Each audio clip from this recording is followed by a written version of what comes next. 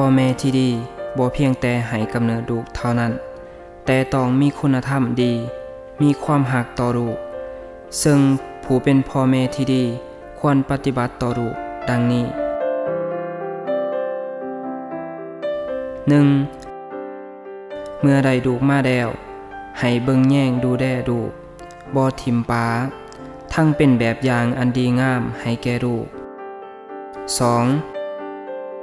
ส่งเสริมให้ลูกได้หำเฮียนศึกษาหาความรู้สอนให้ลูกเฮ็ดแต่สิ่งที่ดี 3. เมื่อลูกเติบใหญ่มีหน้าที่การงานที่ดีแล้วก็สั่งสอนให้ลูกประกอบอาชีพอย่างสุจริตบ่ให้คดโกงผู้อื่น 4. แนะนำคู่ครองให้เมื่อลูกแต่งงานแล้ว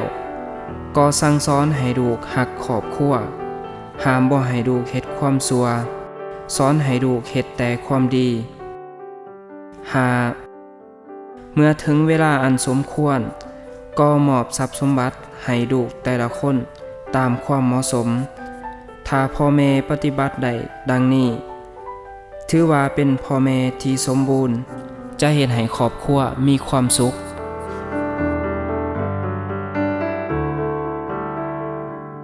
ส่วนหน้าที่ของลูกที่ควรปฏิบัติต่อพ่อแม่มีดังนี้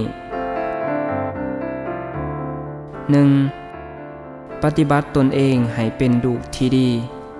เคารพเชื่อฟังพ่อแม่บ่เฮ็ดให้พ่อแม่เสียใจ 2. พ่อแม่เลี้ยงเฮามาแต่น้อยจนเติบใหญ่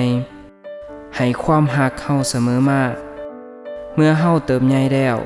มีหน้าที่การงานที่ดีก็ควรตอบแทนทานเลี้ยงดูทาน 3. เฮ็ดหน้าที่สืบทอดวงตระกูลผู้ดีบ่เฮ็ดให้เสื่อมเสียวงตระกูล 4. สืบต่อเฮ็ดภารกิจของพ่อแม่และเลี้ยงดูพ่อแม่เมื่อทานเฒ่าแก่ชรา